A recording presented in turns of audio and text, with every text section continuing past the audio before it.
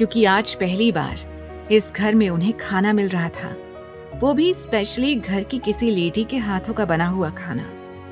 वो लोग जाकर नाश्ते की टेबल पर बैठ गए। ध्रुव ने एक्साइटेड होकर पूछा, भाभी बहुत अच्छी खुशबू आ रही है, क्या बनाया है आपने? आस्था चहक कर बोली, ध्रुव जी, हमने आलू के पराठे, सब्जी और पूरी बनाई है। हमें पूरी उम्मीद है कि आप सभी को ये खाना जरूर पसंद आएगा।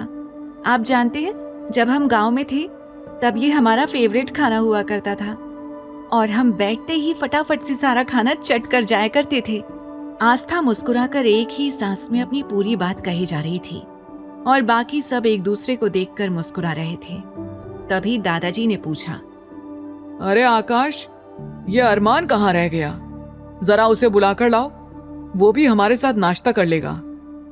दादाजी ने जैसे ही अरमान का नाम लिया, आस्था की जैसे जान हलक में आ गई और उसका हाथ कांपने लगा। वो घबराते हुए बोली, क्या वो भी यहाँ आकर नाश्ता करेंगे? ये सोचते ही उसने अपने हाथ में जो ग्लास पकड़ा हुआ था वो तुरंत छूटकर नीचे गिर गया। सब हैरानी से आस्था की ओर देखने लगे। दादाजी ने परेशानी में पूछा, क्या बात है बेटा, तुम ठीक तो हो ना? आस्था ने जल्दी से अपनी गर्दन हाँ में हिला दी और धीमे लहजे में बोली, माफ कीजिएगा दादाजी, हम बस ग्लास टेबल पर रख रहे थे, अचानक से हमारे हाथ से ग्लास छूट गया। आहान ने हंसते हुए कहा, भाभी आप इतना घबरा क्यों रही हैं? जैसे मानो आपने किसी का मर्डर कर दिया हो। अरे ग्लास ही तो गिरा है, इसमें इतना घबराने वाली बात कौन सी है? ध्रुव मासूमियत से बोला, भाभी मुझसे अब इंतजार नहीं हो रहा है, प्लीज आप मुझे सर्व कर दीजिए। खाने की स्मेल के बाद मेरी हिम्मत ही नहीं हो रही है कि मैं और इंतजार करूं। आस्था मुस्कुराते हुए उसे खाना सर्व करने के लिए आगे बढ़ ही रही थी, लेकिन दादाजी उसे वार्निंग देते हुए बोले, खबरदार, अगर किसी ने कुछ खाया तो। मैंने कहा ना, पहले अरमान यहाँ आएगा, उसके बाद ही हम सब खाएंगे।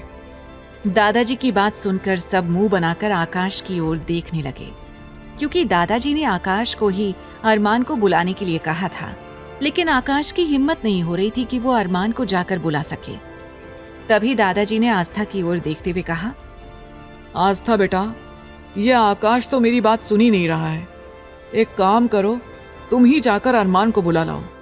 जैसे ही दादाजी ने ये कहा, आस्था बुरी तरह से डर गई, क्योंकि वो अभी अरमान को बिल्कुल भी फेस नहीं करना चाहती थी। वो झल्लाते हुए बड़बड़ाई, कान्हा जी, आप मुझे बार बार क्यों फंसा रहे हो? हाँ, हम मानते हैं कि हम अपने कहे हुए वादे को अब तक पूरा नहीं कर पाए हैं, तो इसका मतलब ये थोड़ी है कि आप अपनी प्यारी आस्था के साथ ऐसा करोगे। आस्था ऊपर की ओर देखकर ही खुद से बातें कर रही थी, वो अपनी जगह से हिली भी नहीं।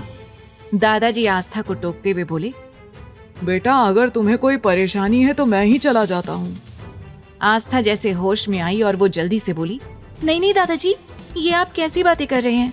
आपकी तबीयत वैसे ही ठीक नहीं है, मैं अभी उन्हें बुलाकर लाती हूँ, तब तक आप लोग शुरू कीजिए ना प्लीज। दादाजी ने कड़े लहजे में कहा, हमने कह दिया ना, अरमान के बिना हम शुरू नहीं करेंगे। और वैसे भी तुम्हारी पहली रसोई की रस्म में भी हमने अरमान के बिना ही खा लिया था। पता है उस वक्त मुझे कितना ज्यादा अफसोस हुआ था कि अरमान ने तुम्हारे हाथों के बने हुए टेस्टी पराठे मिस कर दिए। लेकिन अब मैं ये चाहता हूँ कि आज अरमान भी हमारे साथ आकर यहाँ बैठे और हमारे साथ नाश्ता करे। दादाजी की बात सुनकर आस्था धीमे कदमों से ऊपर सीढ़ी की ओर जाने लगी। कुछ देर बाद अरमान के कमरे के बाहर पहुंचकर आस्था के कदम रुक गए। वो खुद ही अपने हाथों की उंगलियों को मरोड़ रही थी। वो परेशानी में बोली, कैसे मैं अपने इस रूड, एरोगेंट, मॉन्स्टर, खड़ूस हस्बैंड का सामना करूंगी? कहीं ये मुझे फिर से ना गिरा दे।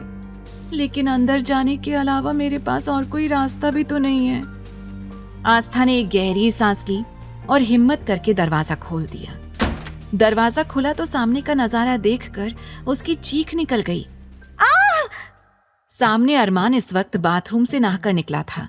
आगे की कहानी जानने के लिए देखें अगला एपिसोड सिर्फ पॉकेट एफएम के यूट्यूब चैनल पर। और तेरे इश्क में के सारे एपिसोड्स को सुनने के लिए डिस्क्रिप्शन में दी लिंक से डाउनलोड करें पॉकेट एफएम ऐप।